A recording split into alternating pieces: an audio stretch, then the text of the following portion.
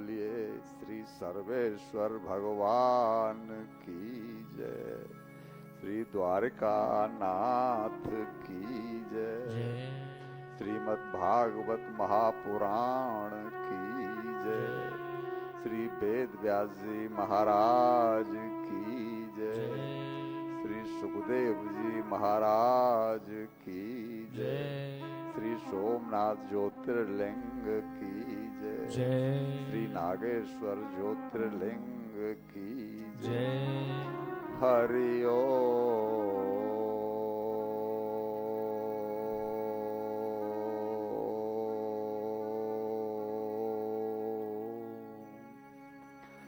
नमः पार्वती पतये हर हर हर महादेव।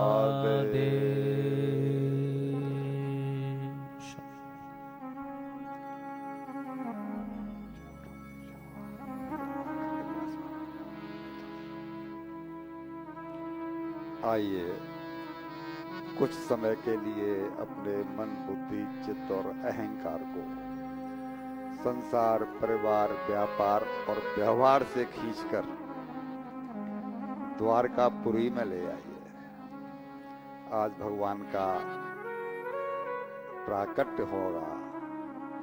उनकी लीलाओं के रस में सराबोर हो पाए, इसके लिए एकाग्रता की बहुत आवश्यकता है।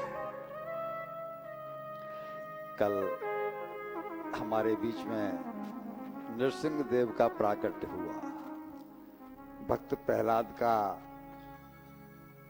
हमें सानिध्य मिला, भगवान का हमको आशीर्वाद मिला। सभी भक्तों ने अपने अपनी रुचि के अनुसार और अपनी अपनी पात्रता के अनुसार उसको ग्रहण किया।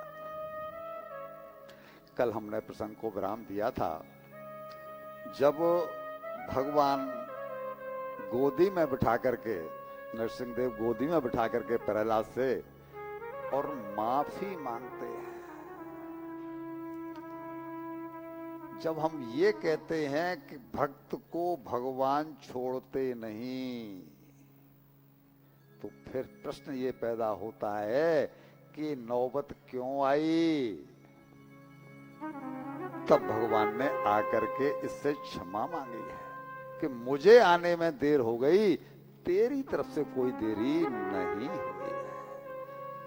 क्या हमने सुनाया था एक पद, वो उस भीड़ भाड़ में शायद किसी ने भी नहीं सुना होगा, इसलिए हमको लगता है कि उसको हम दोबारा दोहरा दें। भगवान भक्त से क्षमा मांगते हैं। हमने गाया था कि और से लगाए लिपटाए प्रभु बार बार, और से लगाए लिपटाए प्रभु बार बार, करुणा निधि लगे अब करुणा दिखाने में। क्या कह रहे हैं? मंजुल मुखार बिंद चूम चूम कहें पुत्र पुत्र। मंजुल मुखार बिंद चूम चूम कहें पुत्र, क्षमा करो भक्त मुझे देर हुई आने में। भगवान भक्त से क्षमा मांग रहे हैं। एक तो कल नरसिंह भगवान जब प्रहलाद के सर पर अपना हाथ फिरा रहे थे, गोदी में लिए हुए थे, तो भगवान का स्पर्श पाकर के किसके नेत्रों से आंसू नहीं झरेंगे। प्रहलाद जी के आनंदाश्रु झरझर झरझर झरझर झरझर बहने लगे। एक टक प्रहलाद जी देख रहे हैं, स्तुति आती नहीं, स्तुति कैसे करनी है। और भैया जी, जहां प्रेम है वहां तो केवल चेहरे के भाव ही कह देते हैं कि ये क्या कहना चाहता है।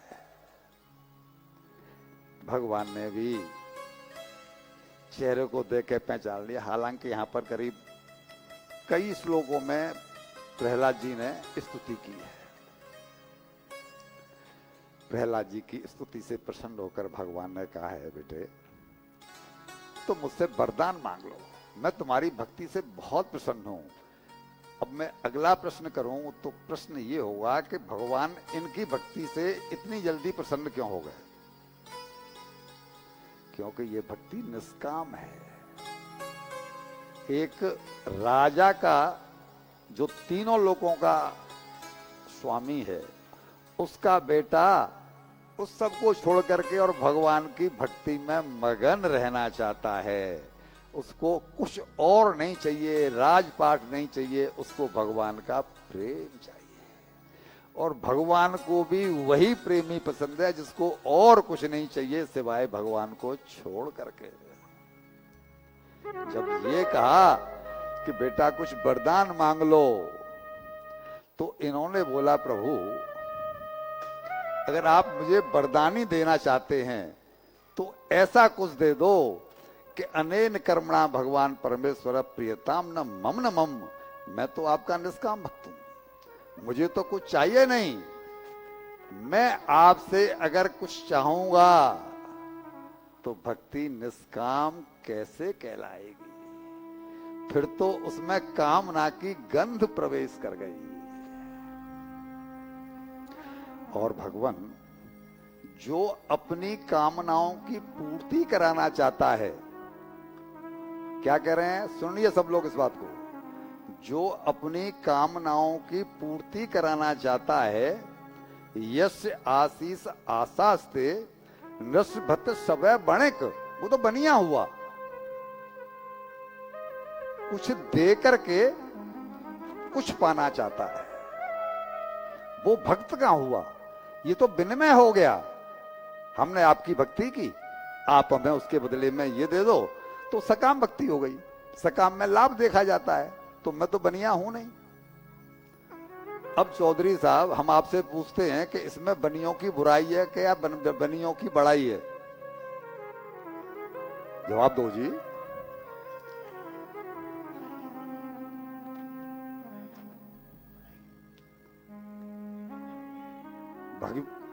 ये आपका बड़प्पन है कि आपने अपनी पीठ अपने आप थपथपा ली है, वरना उन्होंने तो यही कहा है कि वो तो फिर व्यापार ही हुआ, भक्त नहीं हुआ। इस दृष्टि से वो बड़ाई नहीं कहलाएगी। लेकिन हम आपको एक ऐसा प्रसंग सुना देते हैं जहां बनियों की बड़ाई हुई है, चाहे भले ही यहां पर बनियों की बड़ाई नहीं हुई हो। एक मरीज डॉक्टर के पास गया, और वो जाकर के बोला, डॉक्टर साहब जरा मेरा चेकअप करो। पूछा क्या वह तकलीफ है? बोले मुझे तकलीफ ये है कि मुझे रात को सोते समय रोजाना डर बहुत लगता है। क्या हुआ है? कि मुझे लगता है कि मेरे पलंग के नीचे कोई छुपा हुआ है, मेरे पलंग के नीचे कोई छुपा हुआ है, इसलिए मैं सो नहीं पाता डर के मारे। अब डॉक्टर तो डॉक्टर ने उनको और डरा दिया, और ये तो बड़ी भयंकर बीमारी है, अगर तुम सो नहीं पाए तो ऐसा हो जाएगा, वैसा हो जाएगा, और दुनिया भर का डर दिखा करके उसको घबरा दिया। उसने पूछा, डॉक्टर साहब क्या करना है? बोला तुम्हें 6 महीने रोज हमारे पास आना है, हम इलाज करेंगे। 6 महीने तक? बोला हाँ। बोला कितनी फीस रोजाना? तो बोला रोजाना 500 रुपए रोज के हिसाब से फीस लगेगी। वो बेचारा घबरा गया, उसके पास इतने पैसे का कोई इंतजाम नहीं था। और तभी उसे एक बनिया मिल गया। बनिया ने पूछा, भाई तुझे क्या तकलीफ है रे? तेरे चेहरा क्यों फक पड़ा हुआ है? बहुत दिनों से दिखाई भी नहीं पड़ा। तो बोला कि मैं डॉक्टर के पास गया था और मुझे ये बीमारी है, और डॉक्टर ने 500 रुपए रोज मांगे हैं, और वो भी 6 महीने तक बराबर उसके पास जाना पड़ेगा, और मैं सो नहीं पा रहा हूं, मैं बहुत व्याकुल हूं, मैं बहुत बेचैन हूं। तो बनिया बोला कि कमाल, इसमें बेचैनी जैसा क्या है? तेरा इलाज तो मैं ही कर देता हूं। बोल तू डॉक्टर है? बोले मैं डॉक्टरों का भी डॉक्टर हूं। क्या इलाज करेगा? कि तू जिस पलंग पर सोता है उस पलंग को बेच दे, और जिस गद्दे को जमीन में बिछा ले, गद्दे को जमीन में बिछा दे, तो जब गद्दे के तुझे पलंगनी से कोई दिखाई पड़ेगा नहीं, तेरा डर दूर हो गया। उसने वही किया कि पलंग के तो दाम खड़े कर लिए और गद्दे को जमीन में बिछा करके वो सोने लगा, उसका डर खत्म हो गया। 3 महीने पीछे एक पार्टी में वो डॉक्टर साहब उसको मिल गए। तो वो, रमेश क्या हुआ, तू आया नहीं, तेरे को तो भयंकर बीमारी थी। तो डॉक्टर साहब मेरी बीमारी ठीक हो गई। किसने ठीक की, कौन से डॉक्टर के पास गया? बोला एक बनिया मिल गया था, उस बनिया ने ठीक कर दी। कि बनिया ने तेरा इलाज कर दिया? बोला हाँ। बोला क्या इलाज किया? बोला उसने बोला कि इस पलंग को बेच दे, गद्दी को जमीन पर बिछा ले। मैंने पलंग को बेचा, गद्दा नीचे बिछाया और अब मुझे खूब चैन की नींद आती है। उसने तो मेरा बहुत पैसा बचा दिया। तो डॉक्टर बनिए अकेले जो है ना, वो भाई केवल व्यापार ही नहीं करते, कभी कभी अपने काम भी आ जाते हैं। इसलिए बनिया मित्र एक जरूर होना चाहिए। कभी बनिया कोई मिल जाए तो एक मित्र बनिए को भी बना लो। उसकी अकल की वजह से डॉक्टर साहब मेरे 1 लाख के आसपास रुपए बच गए। मैं बहुत फायदे में रह गया। भैया जी सत्यता यही है कि बोलिए श्री बांके बिहारी लाल की जय। सत्यता यही है कि बनिया बहुत बुद्धिमान है, लेकिन इस बुद्धि का अपने कल्याण में उपयोग नहीं करता। मारवाड़ी, जो मारवाड़ के लोग हैं, राजस्थान के लाला जी, ये खुदा के भी खुदा हैं। एक मारवाड़ी थे करके इन्होंने जो है ना, साम्राज्य छा दिया है, पूरा वर्ल्ड में छा दिया है। एक मारवाड़ी गुजरात में आ गया, बेरोजगार था, और एक जगह उसने गुजरात में आकर के भीड़ भाड़ देखी, तो वो झांकने लगा उधर कि भाई यहाँ पे क्या है। तो उसने एक गुजराती से ही पूछा कि यहाँ पर क्या हो रहा है, हिंदी में पूछा उसने, तो वो गुजराती जानता नहीं था, यहाँ पर क्या हो रहा है। तो वो गुजराती बोला कि रमणीक भाई गाय छे, रमणीक भाई गाय छे। अब हमारे यहाँ गाय कहते हैं गाय को, और यहाँ गाय को कहते हैं गाई, यहाँ गाय कहते हैं गाने को।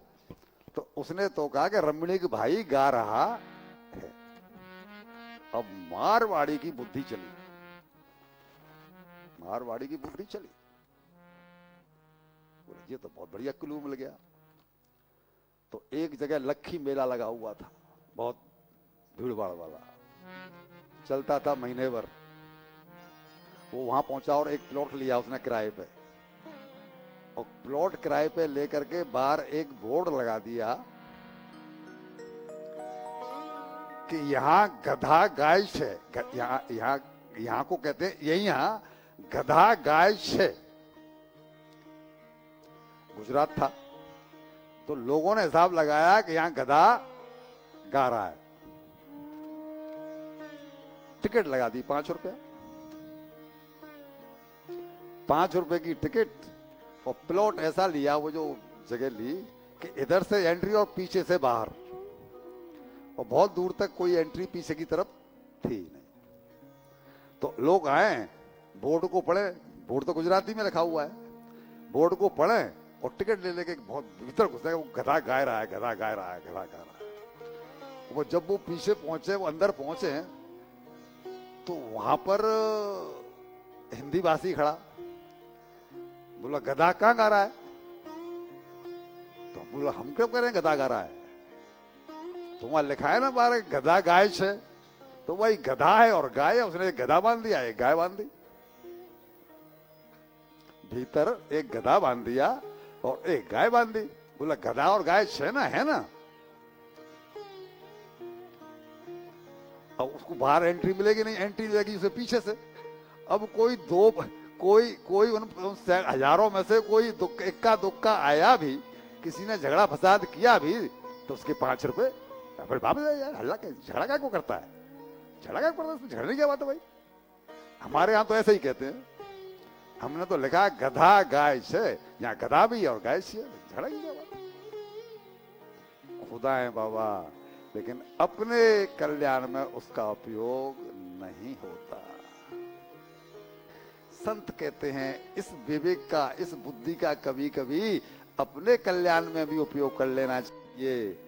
कर प्रभु याद दिन यदि बहा, कभी आंख से नीर। कर को याद न यदि बहा, कभी आंख से नीर, तो निश्चित अब ही मान लो कि फूट गई तकदीर। 84 लाख योनियों में भटक भटक के ये मानव जन्म मिला है। इतनी तेज बुद्धि है हम लोगों के पास,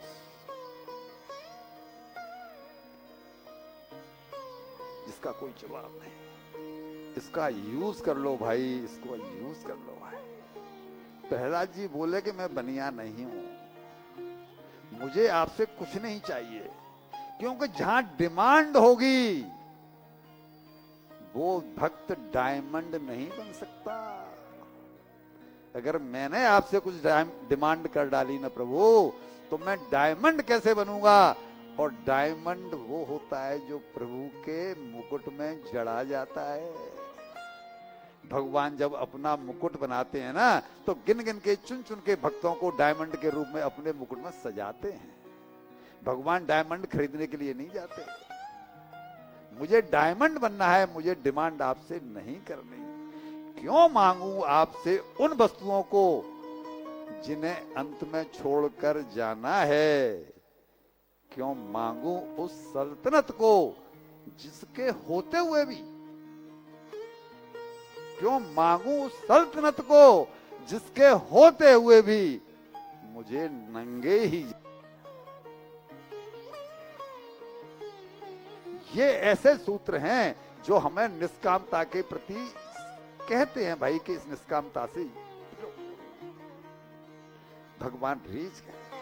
बोलो मुझे तुझसे इसी ऐसे ही उत्तर की उम्मीद थी कि तू यही कहेगा कि प्रभु मुझे कुछ नहीं चाहिए, और जो मुझसे कुछ नहीं मांगता उसे मैं सर्वस्व दे देता हूं। भगवान ने कहा है कि देखो मैं चाहता हूं कि इस दैत्य कुल में कोई एक ऐसा भक्त हो कि ये दैत्य कुल धन्य हो जाए। तुम मेरी इच्छा के लिए, मेरी प्रार्थना पर और एक मन मंत्र तक राज्य स्वीकार कर लो। क्या अर्थ हुआ? भगवान उसकी मनुहार कर रहे हैं, आदेश नहीं दे रहे। एक मन मंत्र की उम्र होती है साहब 30 करोड़ 68 लाख और 20,000 साल। पीछे से ये कह दिया कि तुम मेरे हो, मेरे पास बन के रहोगे, तुम्हें राज्य भोगने से कोई भी दोष नहीं होगा। दोष तो तब होता है जब हमारे मन के अंदर कामनाएं होती हैं। भगवान अपने भक्त के नाम को रोशन करते हैं। जब रसना हर गुण गाए,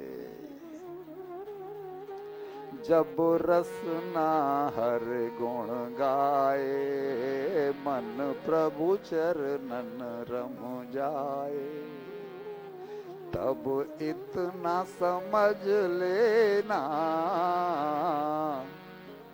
अब हर से मिलन होगा। तब इतना समझ लेना अब हर से मिलन होगा। ये नक्की है प्यारे तेरा जन्म सफल होगा। लेकिन कब? जब रसना हर गुण गाए। ऐसे ही नहीं हो जाएगा। भगवान की इस मनोहार को देख करके प्रहलाद जी राजी तो हो गए। आदेश को टाल तो नहीं सकते थे, इच्छा को टाल तो नहीं सकते थे, लेकिन अब बोले प्रभु अब मैं आपसे एक वरदान मांगता हूं। बोला अभी तो मना कर रहा था। बोला वो नहीं चाहिए तो? बोला अपना कर्ज चुकाना चाहता हूं। तू किसका कर्जदार? जिसको त्रिलोकीनाथ ने वर्ण कर लिया। भगवान त्रिलोकीनाथ है कि नहीं? वो त्रिलोकीनाथ ने वर्ण कर लिया, वो किसका कर्जदार? बोला माँ बाप का कर्जदार तो वो भी है साहब। मेरे पिता की दुर्गति नहीं हो जाए, मेरे पिता को सदगति मिले प्रभु। उन्होंने आपसे द्वेष किया, द्वेष करने के कारण आपने उनको मारा, ये तो ठीक है, लेकिन वो दुर्गति ना हो जाए। भगवान बोले तू क्या बात करता है रे? तेरी 21 पीढ़ियां तर गई, 21 पीढ़ियां। अरे जिस कुल में तेरा जैसा भक्त पैदा हो जाए वहां क्या कोई नरक जाएगा, दुर्गति होगी? किसी को पता हो तो बताओ कि 21 पीढ़ियों का जो सिद्धांत है वो क्या है? ये तो सब जानते होंगे कि 21 पीढ़ियां तर गई। ये सिद्धांत ये है कि 7 पीढ़ियां पिता पक्ष की, 7 पीढ़ियां माता पक्ष की और 7 पीढ़ियां पत्नी पक्ष की। पत्नी पक्ष की भी 7 पीढ़ियां तर जाती हैं अगर उसका पति भक्त है तो। बहनों बेटियों, कभी कोई उसकी तरफ चलने लगे तो उसको रोकना मत।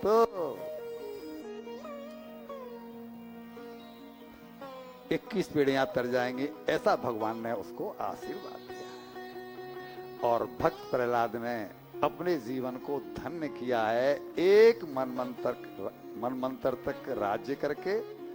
इसके बाद में भगवान ने इनको अपना पार्षद बनाया है। और आपको शायद जानकारी हो, नहीं हो तो भी हम बता देते हैं कि यही भक्त प्रहलाद इस कलयुग में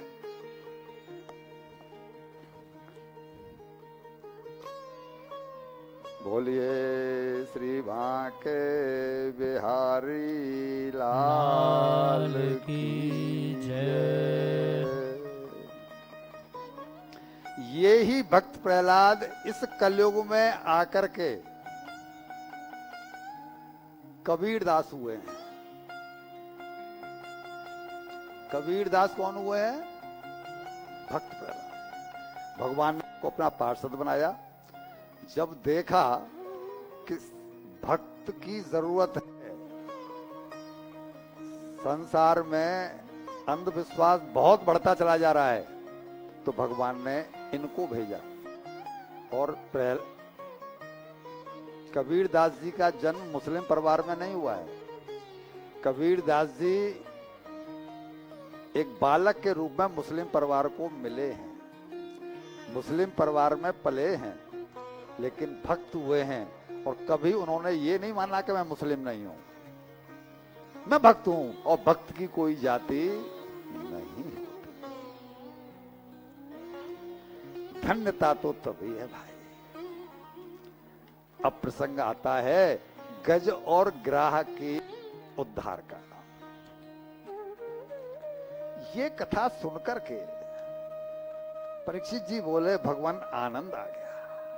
आपने एक ऐसे भक्त का प्रसंग सुनाया, प्रहलाद जी का, जो दैत्य कुल में जन्म लेकर भी तर गया और भगवान ने उसको अपने गोदी में बिठाया, भगवान ने उसके सर पर हाथ फिराया और भगवान ने उसको अपना पार्षद बना लिया।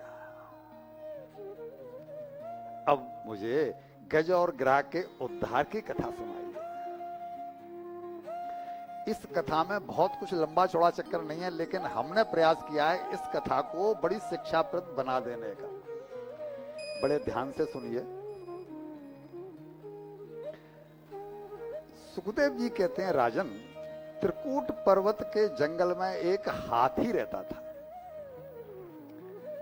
इस हाथी की कई पत्नियां यानी कई हथनियां हैं, कई बच्चे हैं, और ये सबको साथ लेकर के एक बार जो वहां पर एक सरोवर था, एक झील थी, और उसमें ये पानी पीने के लिए गया।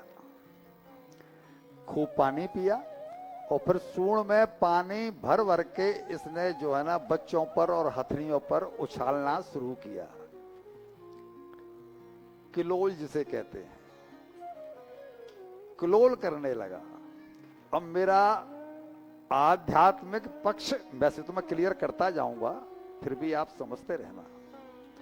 ये संसार समुद्र है जिसमें हम रह रहे हैं, इसी समुद्र में ये हाथी घुसा है। पानी पी के निकल जाता, वो उसने नहीं किया। ये पानी पीने के बाद में उसमें किलोल करने लगा। ये कथा हम जीवों की है, और जब बहुत देर तक किलोल करता रहा तो एक काल रूपी मगरमच्छ को मौका, उस काल रूपी मगरमच्छ ने इसका पैर पकड़ लिया। जमीन पर हाथी ताकतवर है, लेकिन जल में तो मगरमच्छ ताकतवर है। मैं अब युद्ध होने लगा।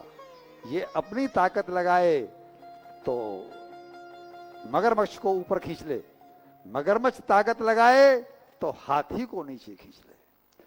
बहुत लंबे समय इनकी जो है दोनों में इनका युद्ध हुआ है। पत्नियां भी आगे आईं, पत्नियों ने अपनी अपनी सूंड डाल डाल करके इसको खींचना चाहा, लेकिन मगरमच्छ के आगे एक भी नहीं चली। बच्चे भी जोर लगाए, किसी बच्चे की नहीं चली। और भैया जी, जिस समय हमारी मौत आएगी, ये काल जिस समय हमारी गर्दन पकड़ेगा, न कोई पत्नी बचा पाएगी, न कोई बच्चा बचा पाएगा।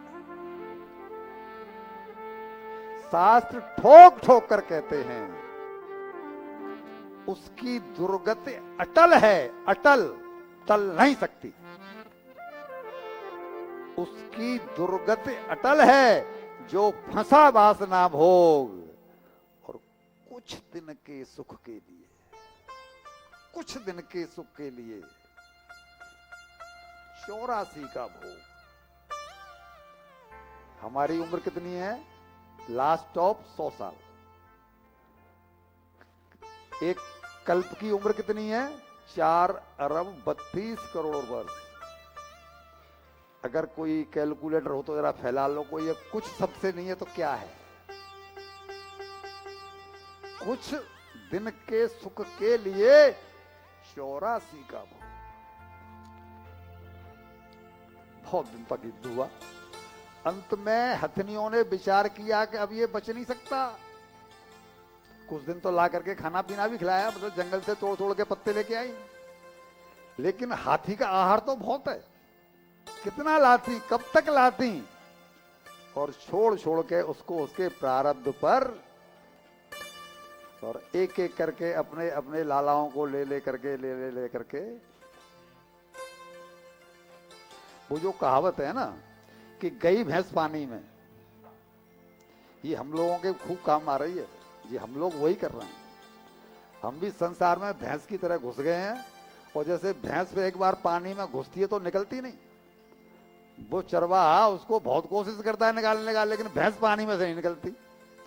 और परिणाम क्या होता है कि इन जो तालाब होते हैं ना गांवों के, उनमें सारी गंदगी जाती है तो उनमें जोंक पनप जाते हैं। जोंक, जोंक सुने ना?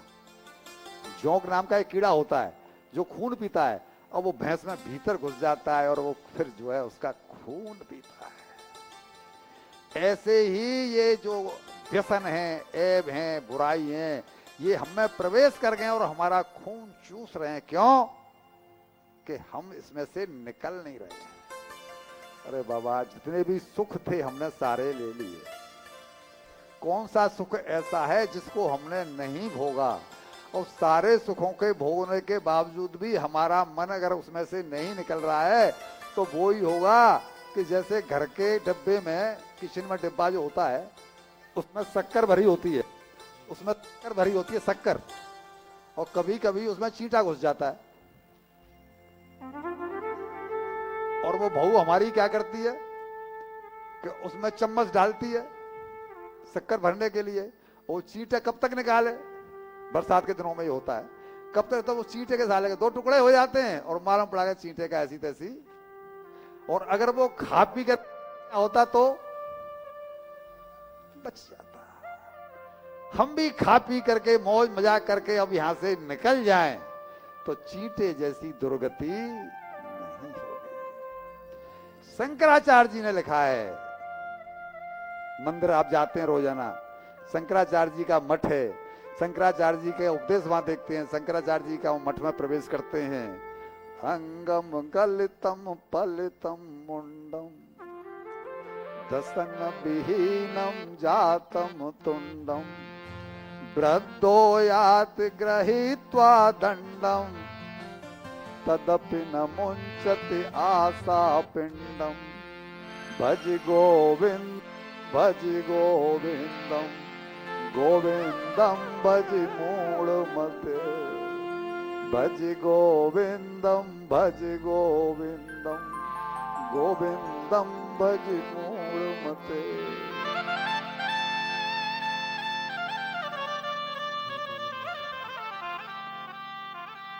एक नदी में लाश बह करके जा रही थी, लाश नदी के किनारे पर एक पेड़ था, उस पर बैठा रहता था एक कौवा।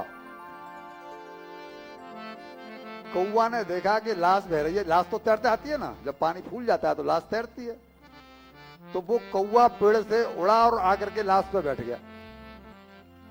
अब वो कौवा क्या करे, जब उसको भूख लगे तब आराम से छप्पन भोग पाए, जब प्यास लगे तो नदी में से पानी पिए और वो आराम से उसका जीवन, लाश तैर रही है, उसे कहीं आने जाने की अब जरूरत है नहीं। इसका आध्यात्मिक पक्ष आप अपने आप लगाते रहना, कहीं जाने आने की जरूरत है नहीं। लेकिन नदी कभी न कभी तो जाकर के सागर में गिरेगी कि नहीं गिरेगी। नदी तो समतल बह रही है, लाश पे बैठा हुआ है वो, लेकिन जब नदी सागर पर पहुंची तो वहां तो बहुत उत्तंग तरंग बहती हैं, चलती हैं, और जैसे ही वो लाश जाकर के समुद्र में गिरी, अब तो कौवे को उड़ना पड़ा। अब कौवा क्या करे, उड़ना पड़ा, और जब उड़ा तो समुद्र में तो हजारों मील तक कोई पेड़ होता है नहीं जिसके ऊपर जाकर के वो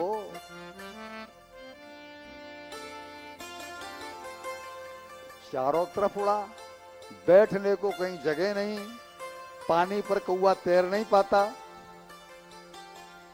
उड़ उड़ के भूखा प्यासा थक गया, और अंत में एक दिन जब नीचे गिरा तो मगरमच्छ का वो जो है ना वो ग्रास बन गया। भाई मैं आप लोगों से मन नहीं कह रहा हूं, जितने बुजुर्ग यहाँ बैठे हैं वो मेरी बात को नहीं सुने, कोई बुरा लगे तो मुझ में चांटा लगा देना, भले ही नीचे उतर जाऊं जब, लेकिन हमारी भी गति उस कौवे से अलग नहीं है।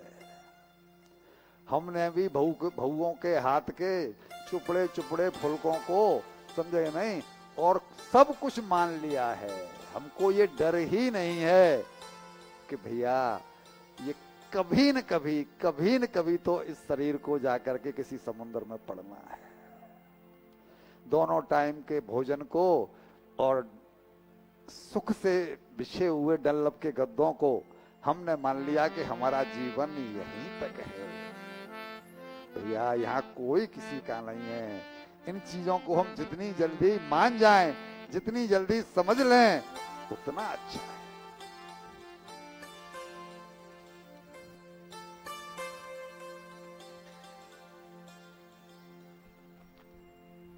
ये स्थिति से बचना होगा।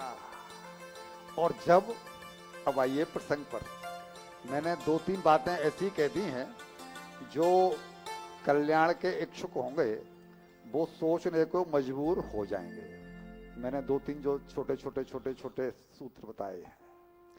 अब आइए उधर, हमने आपको बताया कि हथनियां सब छोड़ छोड़ के, क्यों? तो हाथियों की क्या कमी है, और मिल जाएगा। इसके चक्कर में हम काहे को पड़े, हम क्यों अपने जीवन को बर्बाद करें? भैया जी, ये संसार मतलब का है, मतलब को ये मीत जग जबलों स्वार्थ सिद्ध। जब तक स्वार्थ सिद्ध हो रहा है तब तक ये मतलब से रख रहा है। मतलब आदर दे घेरे रहे जो मुर्दे को गिद्ध। क्या तुलना की गई है? भैंस के आसपास, गाय के आसपास गिद्ध ऐसे बैठते हैं जैसे कि उसकी स्तुति कर रहे हों, उसके नाते रिश्तेदार हों, लेकिन वो इंतजार क्या कर रहे हैं? अभी तो पेट भर गया है, थोड़ा सा खाली हो जाए तो फिर इसमें घुसे। आदर दे घेरे रहे जो मुर्दे को गिद्ध। बहुओं, बेटियों, बहनों, भाइयों, स्वार्थ रत संसार की यही पुरानी रीत। सुख में सब अपने बने और दुख में त्यागे मीत। बड़े से बड़ा मीत भी दुख में त्याग देता है। अब जब हाथी अकेला हो गया, मैं नहीं जानता, अगर किसी बुजुर्ग के जीवन में ये स्थिति है कि वो बेड पर है,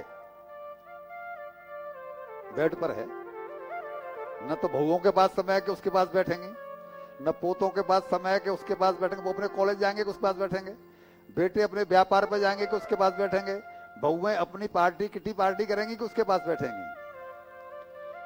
वो समय किसी के पास नहीं है। उससे पूछो तेरे चित्त की स्थिति है क्या? आज उसको ईश्वर खूब याद आ रहा है, क्योंकि उसे यम दिखाई पड़ रहा है। शास्त्र कहते हैं कि 3 महीने पीछे 3 महीने पहले, 6 महीने पहले कहीं कहीं प्रसंग मिलते हैं कि मौत से 3 महीने पहले और यमदूत सपने में दिखाई पड़ने लगते हैं। उससे पूछो तेरे चित्त की स्थिति क्या है? व्याकुल रहता है, वो छटपटाता है, उसको लगता है कि कोई मेरे पास आके बैठ जाए, कोई दुश्मन भी आके बैठ जाए तो उसको उस दिन बड़ा प्यारा लगता है, किसके साथ सुख दुख बांटे। अकेला हो जाता है तब। और जैसे ही आज ये अकेला हुआ, अब इसका चिंतन हुआ कि मेरा कौन, मेरा कौन, अब मेरा क्या होगा? कोई मेरे साथ नहीं है। ये पूर्व जन्म का सत्संगी था। हम कहते हैं कि भगवान का नाम बेकार नहीं जा सकता। जैसे ही चिंतन हुआ, हम बहुमुखी हैं, हम अंतर्मुखी नहीं, अंतर्मुख हम कभी होते ही नहीं, क्योंकि अंतर्मुखी होने के लिए टोटल एकांत चाहिए। जब हम अपने आप से खुद बात कर सकें, उस स्थिति को कहते हैं एकांत। अकेलापन भरता है संसार से। आप जब अकेले होते हैं तो फोन करेंगे, अनिल भाई आजा, प्रभु जी आ जाओ, कुछ गप फड़ा के लड़ेंगे। और एकांत भरता है मेरे ठाकुर से। एकांत में याद आती है मेरे ठाकुर की। और जब ये एकांत हुआ, कोई वहां पर नहीं है, तो अब इसका चिंतन हुआ कि मैं अकेला नहीं हूं, मैं अव्वल नहीं हूं, आई बिलोंग टू हिम। ईश्वर मेरा है ना। और जैसे ईश्वर की याद आती है, फिर तो कहना ही क्या। सुनेरी मैंने निर्बल के बलराम, सुनेरी मैंने निर्बल के बलराम। जब लो गज अपन्यों बल बरत्यो, मैं हूं कुछ। जब लो गज अपनो बल बरत्यो, नेक सरयो नहीं काम। और निर्बल है जब राम पुकारे, आए आधे नाम, सुनेरी मैंने निर्बल के बल नाम। और जो भगवान की याद आई और जो आर्त पुकार निकली, चित्त भगवान के चरणों से चिपका, भगवान भागे वहां से ग्रह पर चढ़ करके। जल्दी कर, केवल उसकी सूंड का जरा सा हिस्सा रह गया है, मेरा भक्त डूबने वाला है, मुझे तारना है। द्रौपदी को भी भगवान की याद कब आई है साहब? भीष्म पितामह उठ के चल दिए,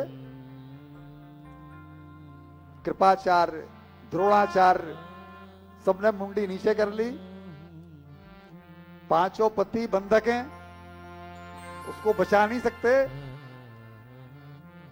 जब कोई नहीं है, अकेली रह गई, तब भगवान की याद आई है। क्या कर रही है?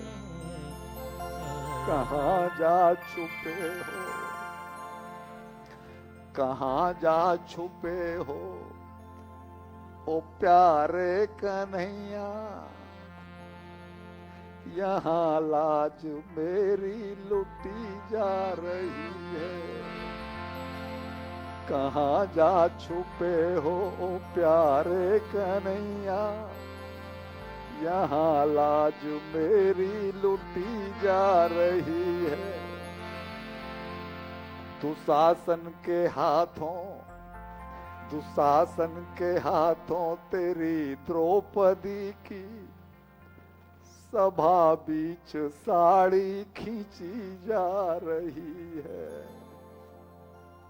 जिन्होंने कभी मेरी सूरत न देखी, साम्राज्ञी हूं, जिन्होंने कभी मेरी सूरत न देखी, वही आज देखें बदन नग्न मेरा, वही आज देखें बदन नग्न मेरा। मेरा दोस्त क्या है? जुए में सखा तेरे हारे हैं बाजी। जुआ तो वो खेले ना तुम्हारे सखा, जुए में सखा तेरे हारे हैं बाजी, तो भाभी तेरी क्यों लूटी जा रही है। जैसे ही आर्त पुकार निकली है, भगवान वस्त्रावतार लेकर के आए हैं कि नहीं आए हैं? इसके लिए एकांत चाहिए, कभी हम अपने बारे में चिंतन करें, इसके लिए धाम चाहिए। जीवन भर मुखी रहेंगे, केवल दूसरों को ही देखते रहेंगे, तो कभी अपने को भाई देखेंगे भी नहीं देखेंगे। कभी तो वो क्षण आवे जब हम अपने को देखें कि हम क्या हैं, हमारा अस्तित्व क्या है, हम उस परमात्मा के अंश हैं, वो हमारा अंश ही है। भैया ये सरोवर इस काल रूपी मगरमच्छ से बचना है, भगवान की शरण ले लो। मौत की भला किससे यारी है बाबूलाल जी? आज मेरी बारी है तो कल तेरी बारी है। ये किसी से रिश्तेदारी नहीं निभाती। और जैसे ही भगवान से इसकी डोरी लगी है, हे गोविंद, हे गोविंद, हे गोपाल, हे गोविंद, हे गोपाल, अब तो जीवन हारे। हे गोविंद, हे गोपाल, अब तो जीवन हारे। हे गोविंद, हे गोपाल, हे गोविंद, हे गोपाल, अब तो जीवन हारे। नीर पीवन है तू गयो सिंधु के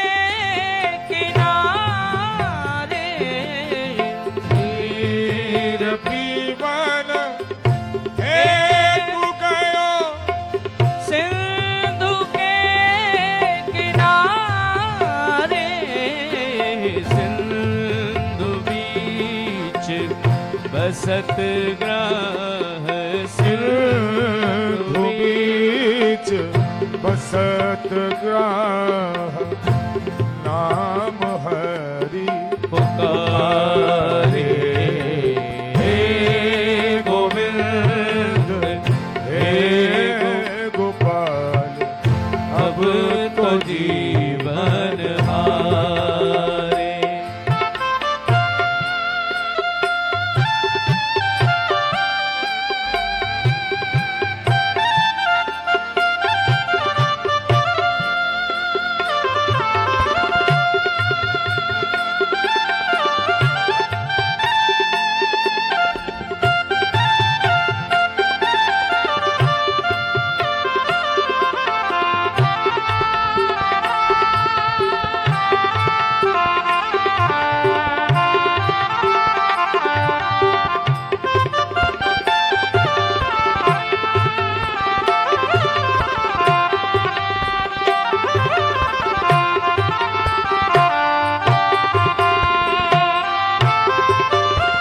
चार प्रहर युद्ध भयो, शौर्य भयो भारे। चार प्रहर योद्ध भयो, ले गयो मझधारे। नाक कान डूबन लागे, नाक कान डूबन लागे, नाक कान डूबन लागे। कृष्ण को पुकारे हे गोविंद हे गोपाल अब तो जीवन हारे। हे गोविंद हे गोपाल अब तो जीवन हारे। हे गोविंद हे गोपाल अब तो जीवन हारे। हे गोविंद हे गोपाल अब तो जीवन हारे। हे गोविंद हे गोपाल अब तो जीवन हारे। हे गोविंद हे गोपाल अब तो जीवन हारे। अब तो जीवन हारे। अब तो जीवन हारे।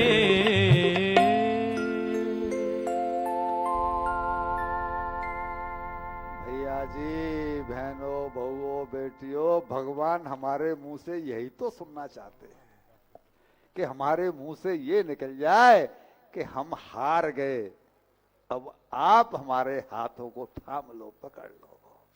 जैसे ये कहा कि हम जीवन हारे, भगवान तो अपने स्वभाव से मजबूर हैं। वो आर्त पुकार सुन के रह ही नहीं सकते, रुक ही नहीं सकते और दौड़े हैं।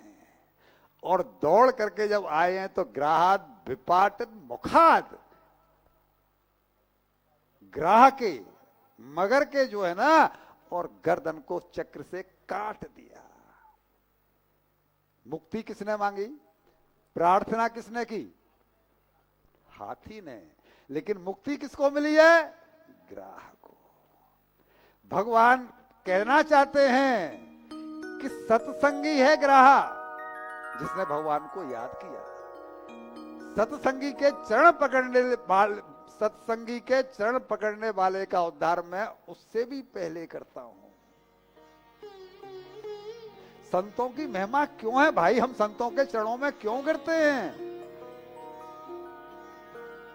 लेकिन मैं संतों की बात कर रहा हूं। संतों के चरणों में हम इसीलिए गिरते हैं कि उनके जो वायरस है, उनके जो परमाणु है, वो हमारे जीवन में बदलाव ला देते हैं। और आनंद इस बात का है कि केवल पिछले जीवन का जो भजन है आज वो किसके काम आ गया? ग्राह के। पिछले जीवन का 2 मिनट का भजन, 2 घड़ी का भजन, और आज ग्राह के काम आ गया। एक 5 मिनट आपके लूंगा। बाबूलाल जी,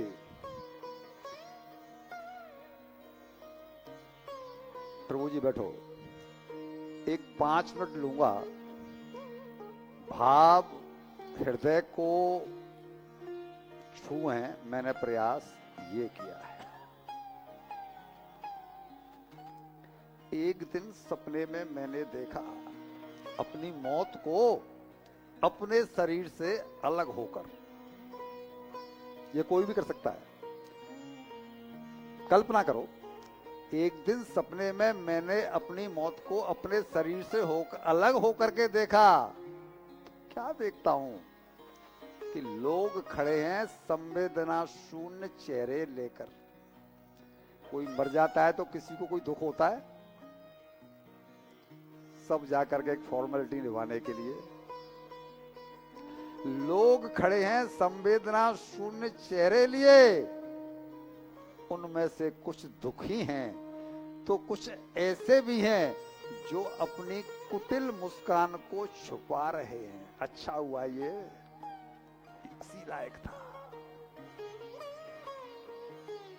अपनी कुटिल मुस्कान को छिपा रहे हैं।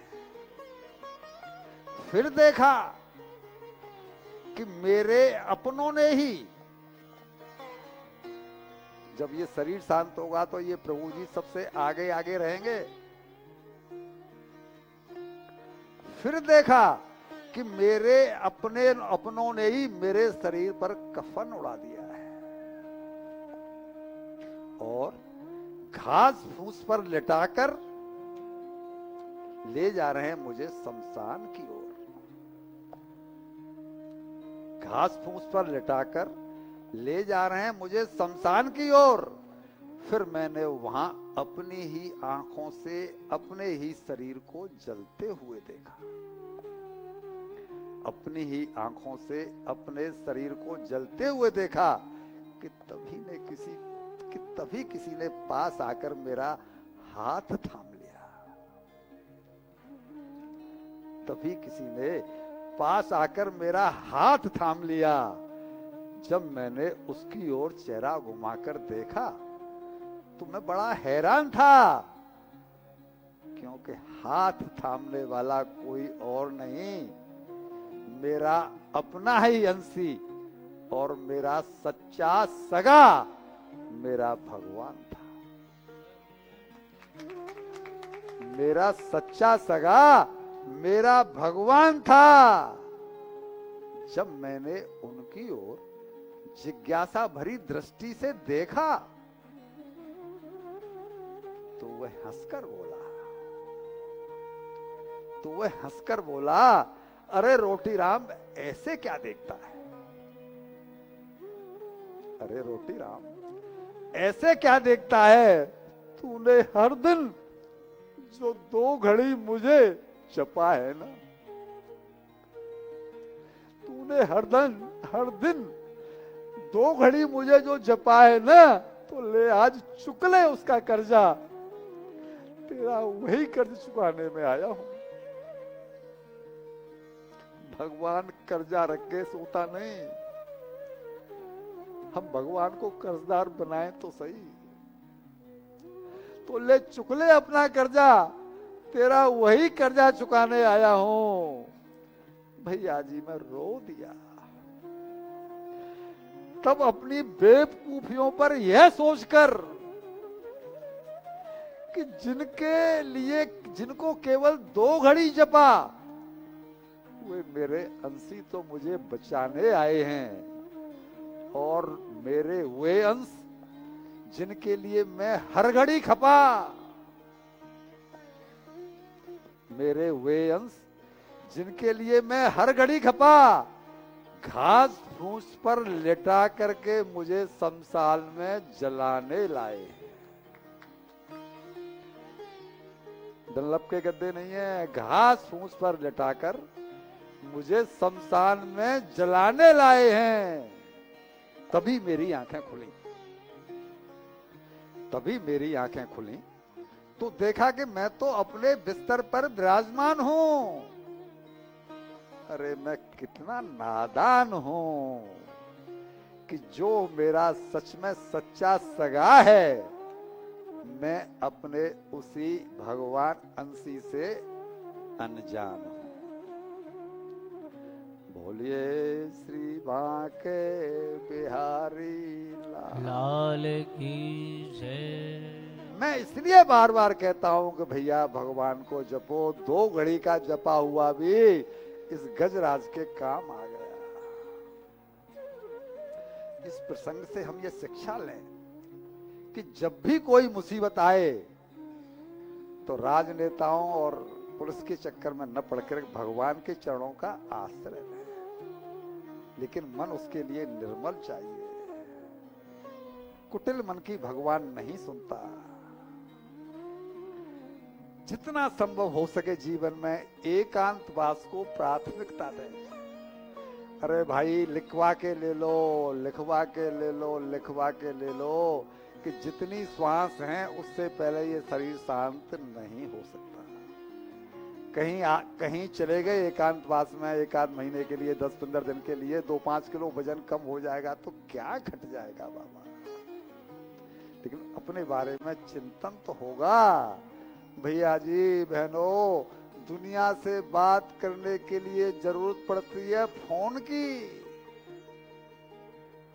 दुनिया से बात करने के लिए जरूरत पड़ती है फोन की, और मेरे परमात्मा से बात करने के लिए जरूरत पड़ती है मौन की।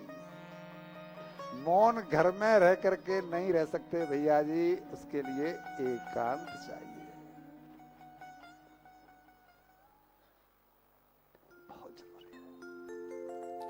आइए अब हम समुद्र मंथन की कथा में प्रवेश करते हैं। तू आजा कहाँ है मेरे श्याम प्यारे, तू आजा कहाँ है मेरे श्याम प्यारे। बड़े प्रेम से ठाकुर जी को बुलाइए और कहते हैं, तालियों की सेवा करते हुए प्यार से कहते हैं, प्यार से यदि भगवान को बुलाते हैं तो भगवान जरूर हमारी बात सुनते हैं और हमसे मिलने को आते हैं। तो एक भक्त की पुकार है, बड़े प्यार से पुकारे, ओ तू आजा कहाँ है मेरे श्याम प्यारे, तू आजा कहाँ है मेरे श्याम प्यारे। कोई गम का मारा, कोई गम का मारा, कोई गम का मारा, तुझको पुकारे, तू आजा कहाँ है मेरे श्याम प्यारे, तू आजा कहाँ है मेरे श्याम प्यारे। राधे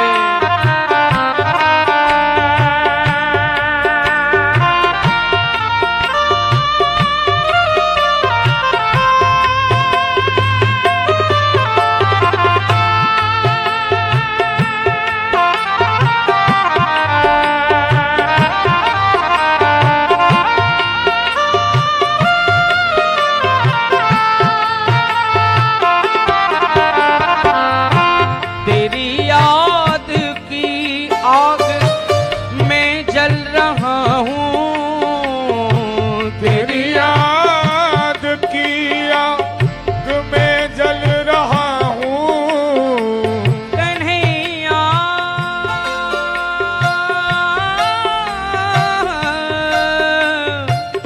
मेरे प्यारे, एक बार तुम्हारी रहमत का गर हमको नजारा हो जाता, कुछ मंजिल आशा हो जाती, इस दिल को सहारा मिल जाता, इस दिल को सहारा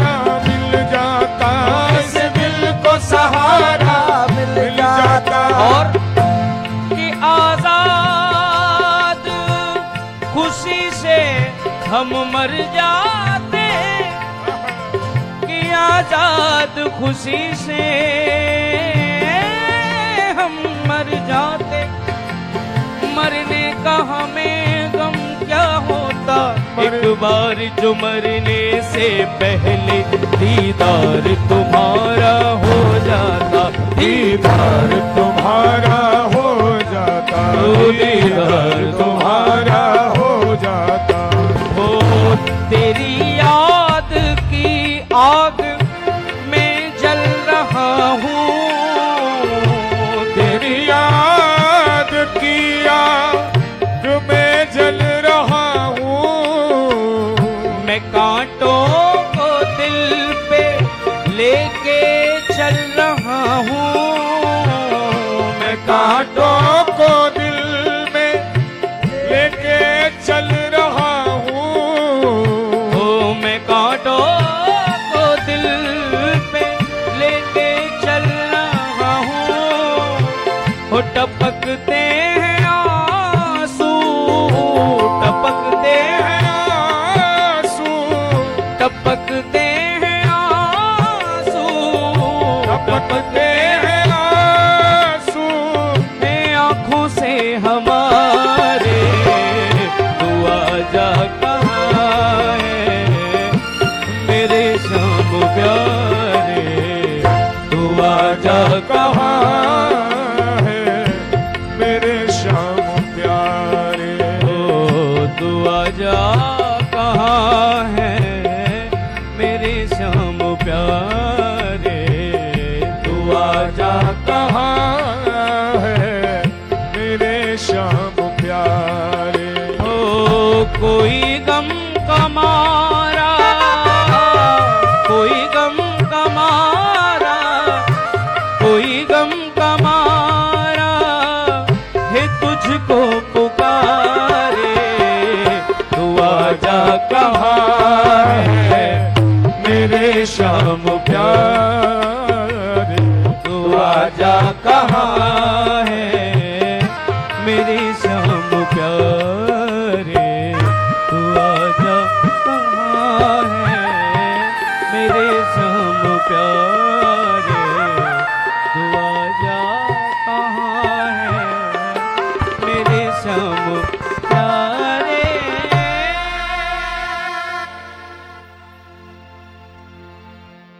बोलिए सुधा के बिहारी लाल की जय। एक बार दुर्वासा जी भगवान के पास बैकुंठ में गए।